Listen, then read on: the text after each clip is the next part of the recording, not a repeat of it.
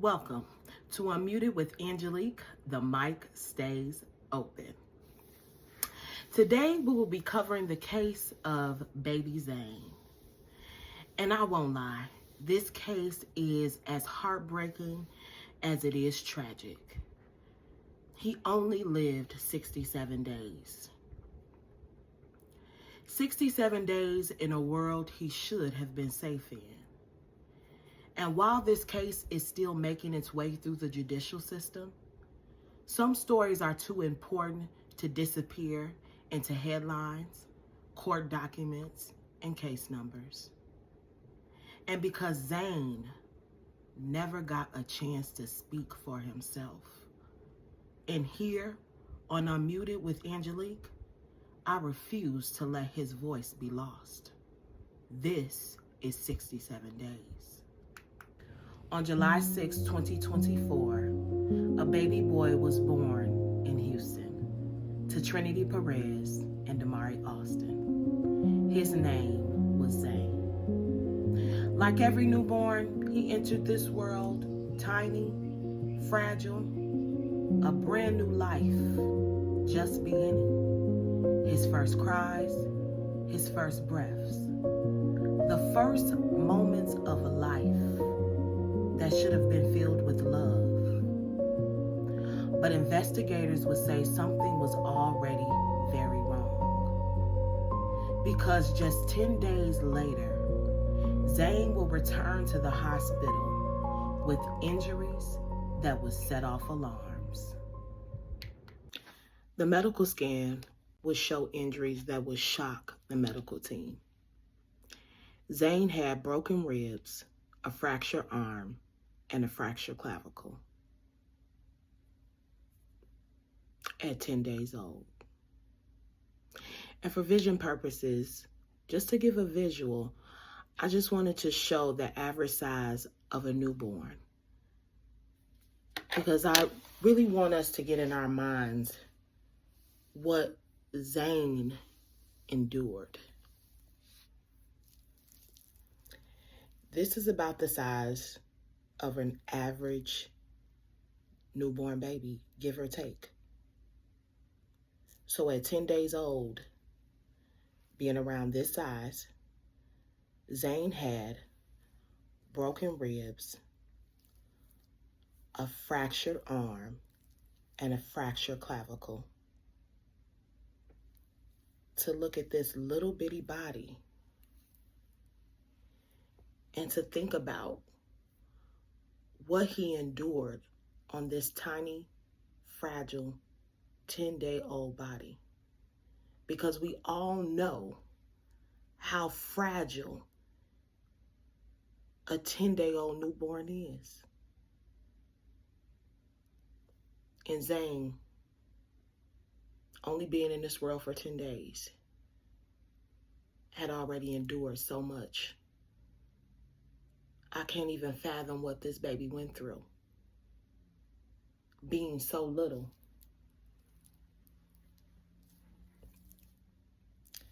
Doctors alerted authorities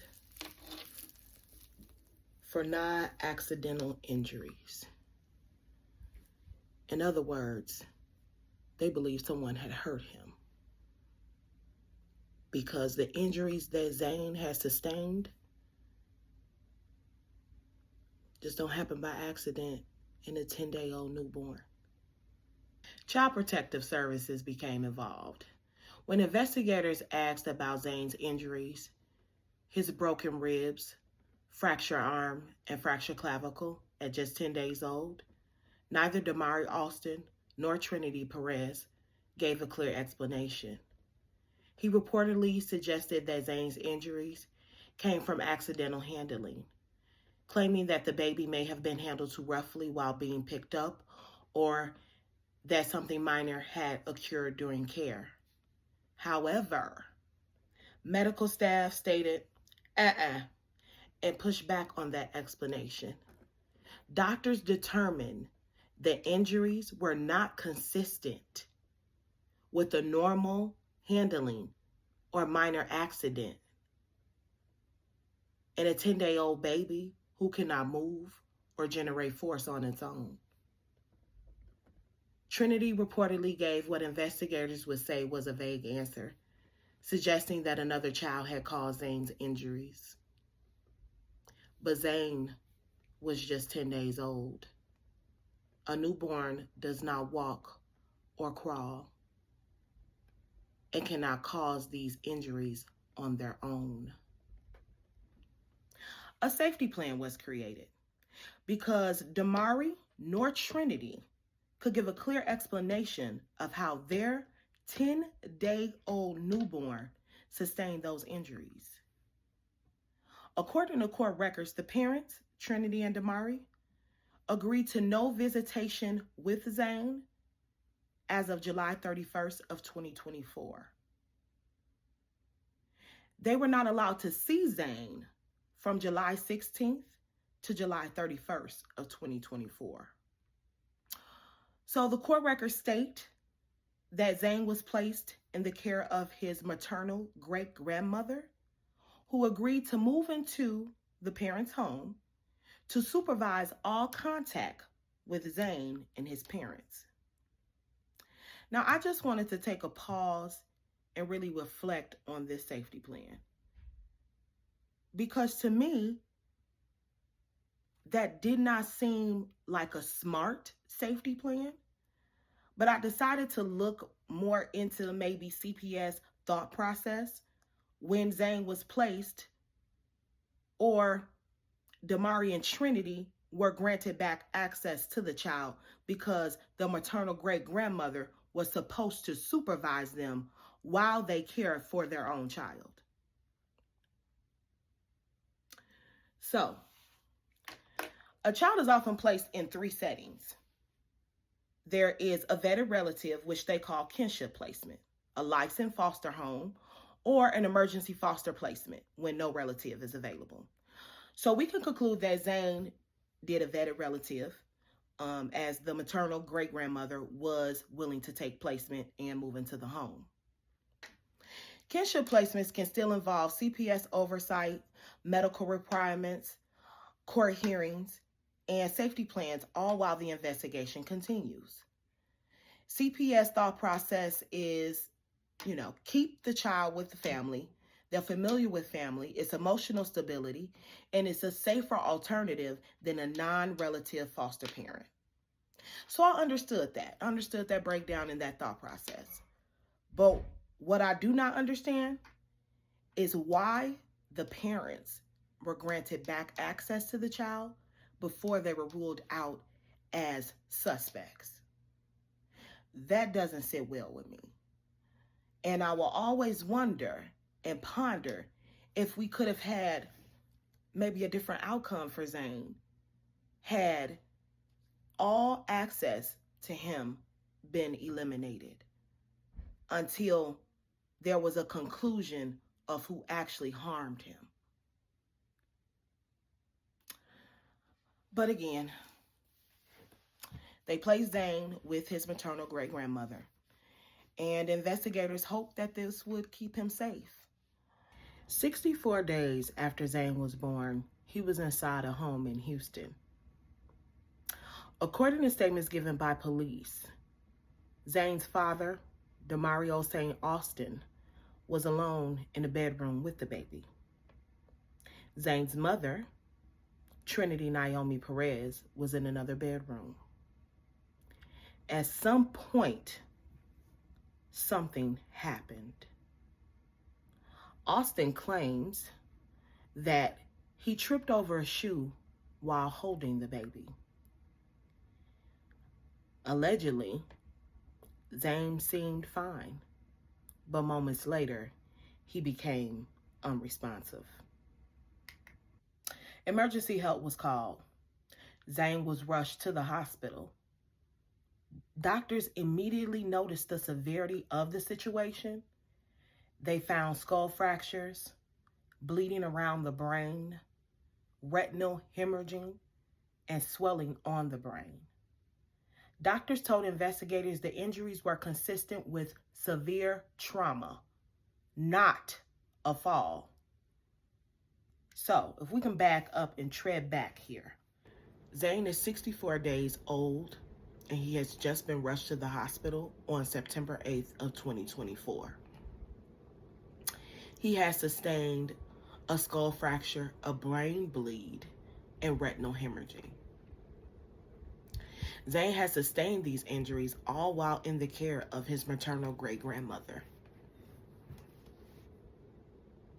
and while under the supervision of CPS with a safety plan in place. And as I've stated before, it doesn't appear that Zayn was ever safe, except between July 16th of 2024 and July 31st of 2024, when he had no contact with his parents. A social worker came September 9th to investigate the injuries of Zayn and stated that they were consistent for child abuse. So a criminal investigation began. As detectives built their case, they searched Damari's phone, the father, and what they found was quite disturbing. They found internet searches shortly after Zayn became unresponsive. Court records suggest that there is actually a 39-minute gap between the first deleted internet search and the first outgoing 911 call on Alston's phone. So yes, it appears that Damari waited 39 minutes searching things on the internet, such as, my 2-month-old baby has no pulse. 2-month-old baby hard to wake up. Does baby CPR really work? Baby not waking up but still breathing. Normal? ? So while Zayn lay in pain for 39 minutes, Damari made these kinds of searches. And if this was an accident, and it appears that it was not, why wouldn't your first course of action be to get help for your 2-month-old son? So I just wanted to bring back out the Dow, because when we began to discuss the injuries, the second round of injuries that Zayn sustained, I want everyone to keep in mind how small, or give an idea of how little this child is. Okay? Now, the first set of injuries happened to Zayn when he was just 10 days old. He is 64 days old now. Okay? And he has sustained skull fractures, bleeding around the brain, retinal hemorrhaging, and swelling on the brain. And let's keep in mind that Zayn is 64 days old.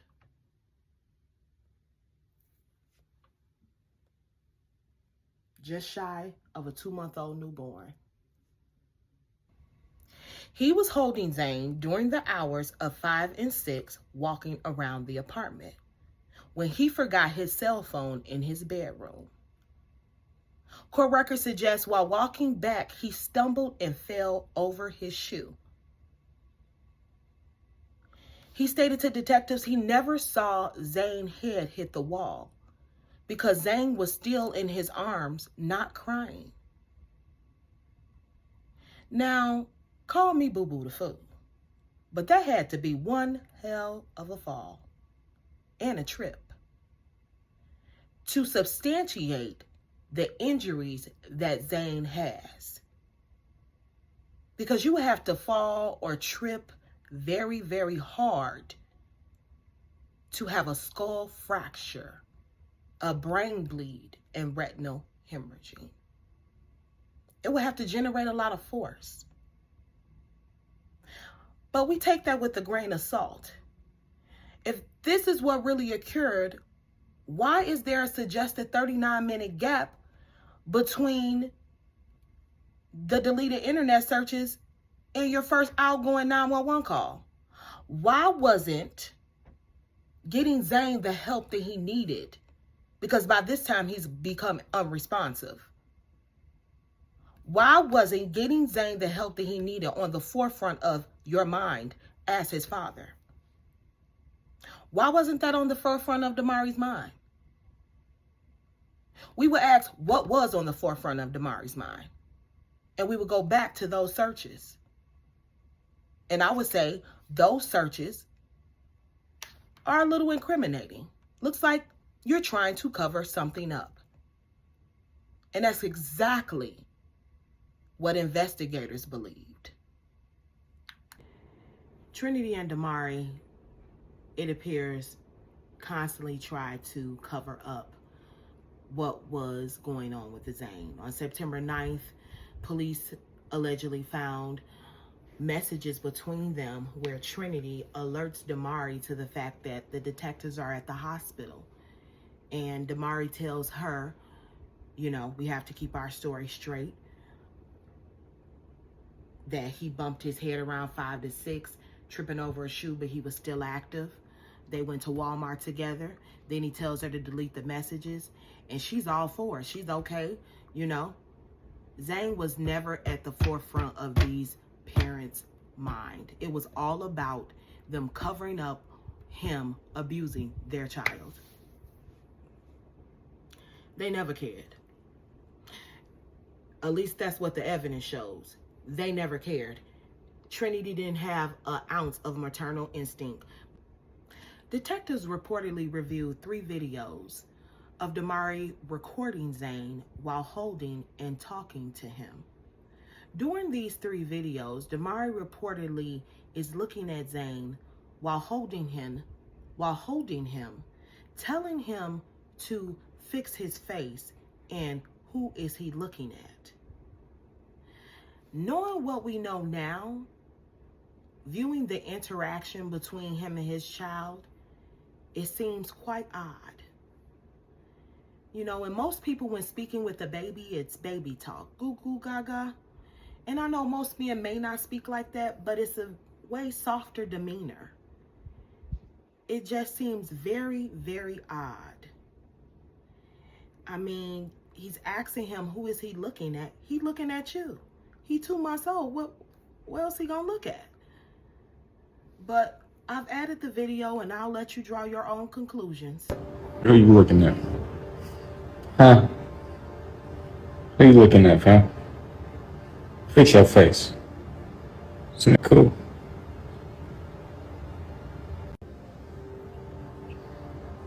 Who are you looking at? Huh? Who are you looking at, fam? Fix your face. Isn't it cool? Also suggests that detectives reviewed a phone conversation between Trinity and Damari on September 4th. The record suggests that the pair was discussing Trinity's dislike of Damari, as Damari didn't like the way that Trinity was reacting towards him. And Trinity responded, sharing her concern as to why Zayn had a chin full of blood and blood on his bottle. Now, if we look at the dates, this is September 4th. Zayn was brought in with his horrific injuries on September 8th. So, Trinity, Naomi Perez, was well aware that Damario St. Alston was abusing her barely 2-month-old son, Zayn. And she did nothing to stop him. She had the power to put a stop to it. She had the power to bring Damari to justice, and she did none of the sort. She was down like smackdown for Damari, not Zayn. As a mother, that has to be the most disturbing, because you could have prevented this. This was the 4th. You could have turned him in then. You found your barely 2-month-old baby with a chin full of blood? How does a 2-month-old baby get a chin full of blood? And blood on his bottle? And all you doing is reprimanding and cussing him out? Like, what? If there was any question, any confusion, as if Trinity didn't know, oh, Trinity was well aware. She gave vague answers to the detectives. She was in cahoots with whatever story that he wanted to tell investigators. Not once did we see Trinity's maternal instincts kick in for her child. She has the divine animal instinct to protect her offspring. We didn't see her do any of that. And the evidence proves such. Throughout my research for this case, I did not see, not one time did Trinity turn on Damari to give Zayn the justice that he needs. Doctors tried to save Zayn. For 2 days, they fought to keep him alive. But on September 11th, 2024, God called him home. And according to court documents, medical records show Zayn had a finding of a hypoxic brain injury with swelling and subarachnoid hemorrhages, along with a left parietal skull fracture, with overlying scalp swelling and underlying hemorrhages. Zayn's ophthalmology exam reportedly showed bilateral retinal hemorrhaging. Court records state the autopsy ruled the manner of death a homicide, and the cause of death from multiple blunt force injuries to the head, torso, and extremities. The autopsy report documented evidence of at least 4 traumatic events of blunt force trauma. Let me state that again. They documented at least 4 traumatic events of blunt force trauma.